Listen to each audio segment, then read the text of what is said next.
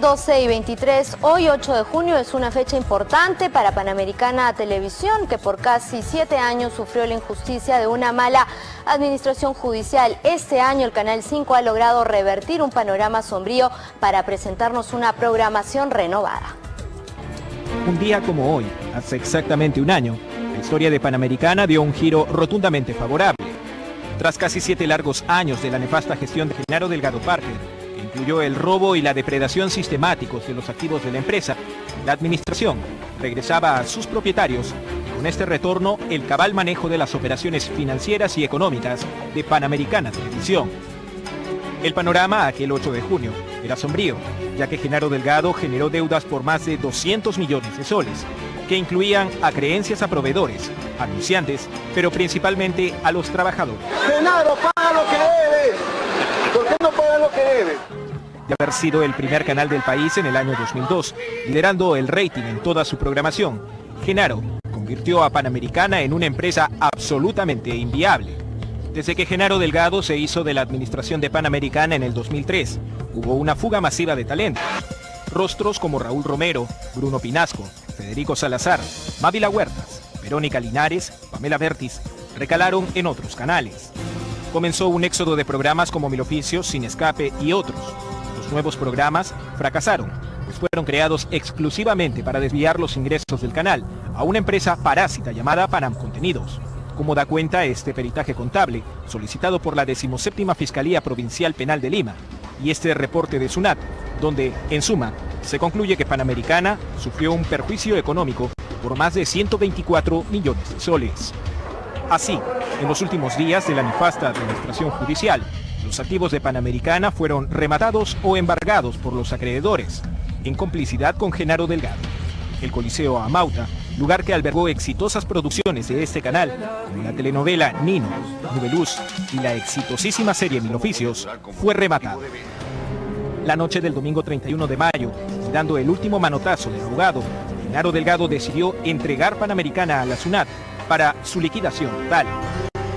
Los trabajadores, indignados por la falta de pago, protestaban permanentemente contra el nefasto administrador judicial, exigiendo su remoción a las autoridades. ¡Queremos justicia! ¡Queremos justicia! ¡Queremos justicia!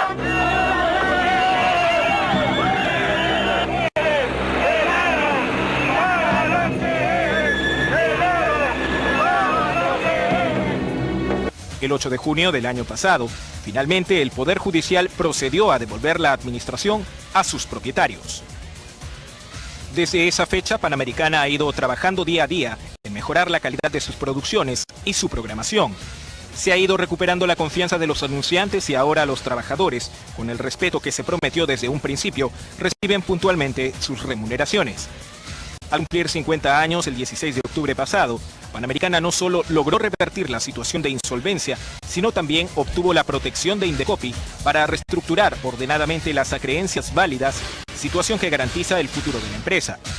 Panamericana ha estado relacionada mucho con el problema de Indecopi y como he dicho, ese problema ya se acabó, ese proceso se ha terminado, ¿no? Y estamos libres pues para actuar como cualquier empresa privada. Nuestros programas periodísticos van consolidándose día a día en sus horarios y con las nuevas producciones ya se comienza a sentir la respuesta del público. Nosotros actualmente, desde el ingreso, hemos ya tenido buenos resultados a nivel de sintonía, lo que significa y nos entusiasma evidentemente que Panamericana, mejorando, apoyando los contenidos, va a tener muy buenos resultados. Reitero que este es el inicio del posicionamiento de Panamericana Televisión. En cuanto a los graves delitos cometidos durante los casi 7 años, la 36ª Fiscalía ha denunciado penalmente el pasado 7 de mayo a Genaro Delgado ante el 27º Juzgado Penal de Lima por la comisión del delito de peculado por extensión, debido a la sustracción de vehículos y equipos de propiedad de Panamericana, muchos de los cuales fueron encontrados en diciembre del año pasado en el local de Monitor, empresa vinculada a Genaro Delgado.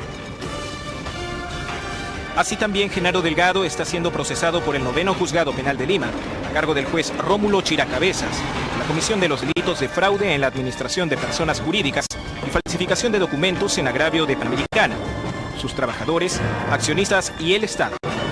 El Poder Judicial debe condenar pronto a Genaro Delgado por todos los daños provocados a la familia de Panamericana Televisión.